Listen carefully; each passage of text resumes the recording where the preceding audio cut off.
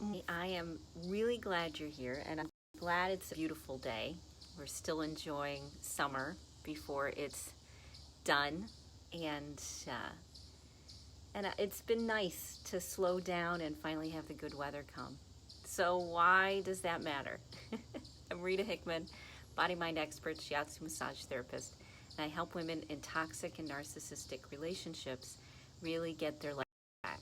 And doing something as simple as sitting outside, finding ways to bring beauty and joy into your life in as many different ways as possible is one of the key steps to really getting your power back and feeling good, and to stop feeling so heavy and depressed.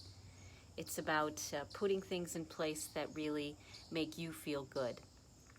And that's kind of the topic for today. You know, one of the ways that we as women get trapped in narcissistic relationships is usually because somewhere in our life we were held to this standard of perfection by someone, that we were that who we are and our value was based on what we achieved. So let me give you a little bit of a secret about narcissists. They really don't care whether you're perfect or not. Actually, nobody in the world pretty much cares whether you're perfect or not. Many times, a lot of that perfection belief or demand has more to do with someone trying to feel better about themselves. Do this, do that, do the other thing. If they're ordering you around, it's like you become a surrogate for them.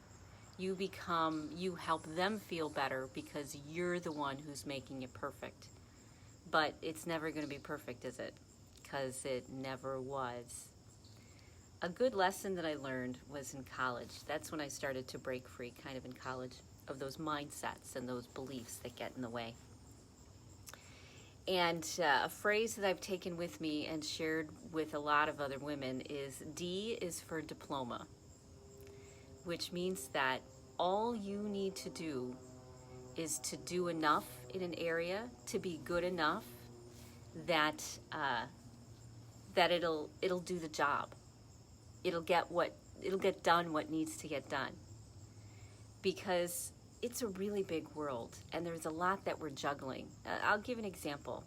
Every Tuesday night, I do an hour phone call, an hour Zoom video call with a group of women who are in my narcissist group.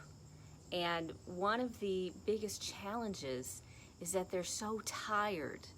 They're so tired from trying to be perfect and meet expectations which no one in the world meets, that they can't even do the things which will actually make them better, make them be more perfect or closer to perfect. You know, besides the fact that we're always perfect and you can't do anything wrong, and that's always fun, but you know, there's smaller steps in between where you start to realize when you want to be a better person, then you actually have to take care of the person that's behind being better.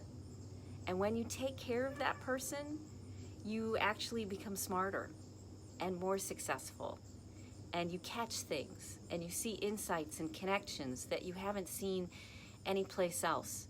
Perfection, or getting closer to perfection, has less to do with how hard you work and more to do with whether you're giving yourself what you need to evolve to a level where you can think higher, where you're not distracted by the fog in your brain, when you don't wake up exhausted, when you have clarity in your mind, when you're not being hijacked by your emotions. You know, when these things get out of the way, when you do the things like sitting outside and enjoying a beautiful morning and sharing time with some wonderful friends who hang out with me on these live streams, which is awesome. You know, when we do these things, this is what brings us closer to perfect, closer to that God state or Christ mind or higher consciousness or evolved person.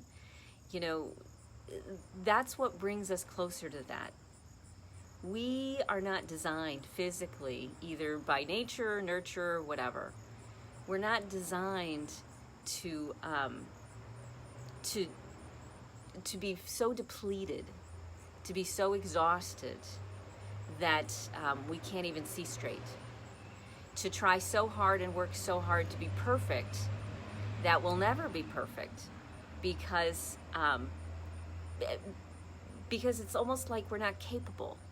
At this moment, when you're tired and you're overwhelmed and you're exhausted, it's not about working harder and getting more details and then beating yourself up that you didn't do it right. It's about recognizing what you need, what will fulfill you, what will fill your soul, what will bring you balance, what will make you feel good. Because when you feel good, that's when you're super successful. Because it's not about the things that you do. We all know people who are so perfect at everything and they still haven't found any measure of personal success or personal happiness. Success in the outside world is a reflection of the love that you give yourself. And the more love you give yourself, the more perfect you become. So it's not about the details, and it's not about the narcissist coming after you and telling you that you'll never be good enough and you have to earn their love, and picking out every single detail that you did quote unquote wrong. You know, it's not about that, because that's really coming from their own stuff that they're working through, the fact that they don't love themselves, and so it's not possible for them to love you.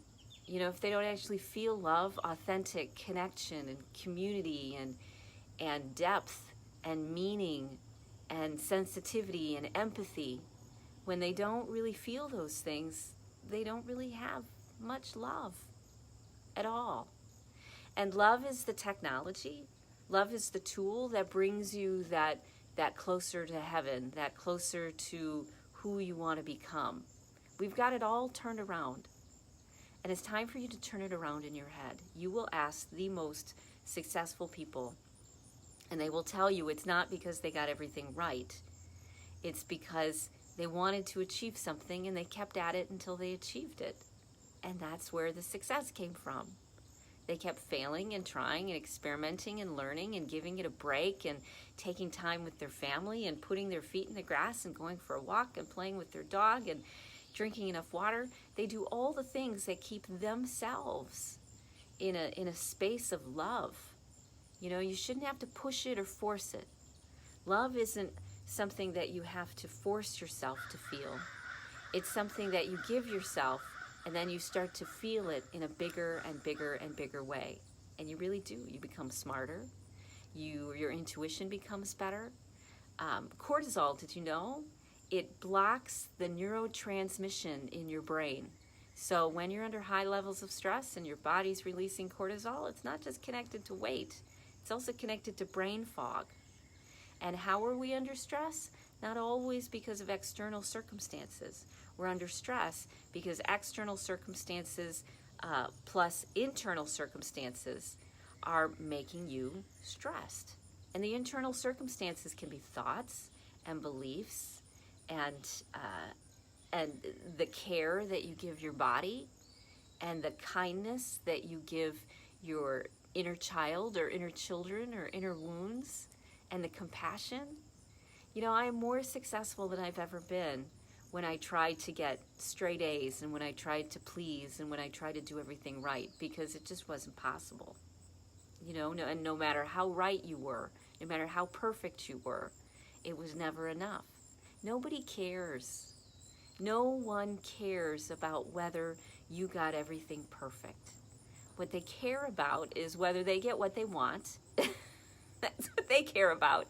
Do I get what I want? Did I get what I want? If I didn't get what I want, it's your fault.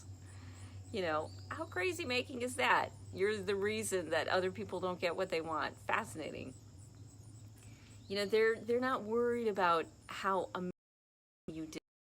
They're concerned about themselves and their issues and how they're dealing with it. So you can't believe the narcissist pointing a finger at you and saying, you're not enough. You're not enough for me. You're not enough for anybody. You'll never be enough. Because that's not the path. The path is when you say, if I want to be more, if I want to achieve more, if I want to find more success externally and in my relationships and with myself, the key, honestly, is loving yourself. Because we're designed, we are miracles. We are walking miracles. And how we work in the communities in our body, from our, from our gut bacteria community to how our heart works and the energy coming off of us, and the fact that our hair grows and we can think and breathe, and how all these fit together. Oh my gosh, we're walking miracles. Whether you made the perfect cupcake or the perfect selfie, or got everything done on your task list today, that has nothing to do with it. Nothing. And you're only able to get those things done, you're only able to make the perfect cupcake or get everything done on your list when you prioritize nourishing yourself. So if you really want success, if you really want to be perfect, if it's a perfectionist tendency, if you really want to be perfect, got to love yourself first. Because it's too fogged, your body hurts too much. There's no powering through. You can't power through to perfect. You can only grow into perfect, evolve into your version of perfect, evolve into that closer connection. Because I know it's hard. People will say things as in, well, there's no such thing as perfect. So you are perfect the way that you are. You are already perfect. And yeah, you are. But we always have this little ego thing that says, I could do better. I want to do better. I want to make my life happier. I want to feel better. I don't want to feel so sick. I want to make more money. I want to have better relationships. We all do. That's natural. It's normal. But they gave you the wrong textbook on how to achieve that. It's not achieved by working harder. You're able to do more when you feel good. And when you feel good, it's because you did things that made you feel good. It all starts with loving and caring and nurturing and nourishing yourself. All that stuff you were supposed to get when you were a kid and you probably didn't. You're the one that needs to give it to yourself. And here's the cool thing about it. When you give yourself love, then your potential is off the charts. Because now you're not trying to get love from anybody else. It will come once again as a natural side effect because you love yourself. You're not trying to get love from a parent who's not capable, or a narcissist who's not capable, or a boss who's not capable, or a coworker. They're not capable of it. They just aren't. They are not capable of it. At least in the relationship with you. And no matter how perfect you are, they still won't be capable of it. It takes you to love you, and you've got that 24/7. 24/7. So if you want to be perfect, start feeding yourself with as much love and care and nourishment and nurturing as you can wrangle. Because that's how you're going to get there. Not by getting everything done that somebody else told you to do, even if it's just the voice in your head told you to do. Those things get done when you feel good.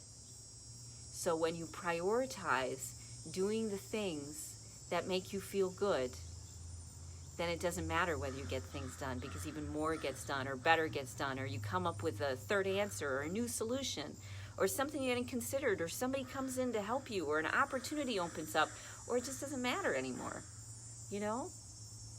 Care about you. And when you care about you, then you'll reach those heights that you're looking for. Okay? So if you feel stuck, and it's totally understandable because you're not supposed to do this by yourself, and so we all get very stuck in those patterns and mindsets and thoughts and how heavy we feel and how much we hurt.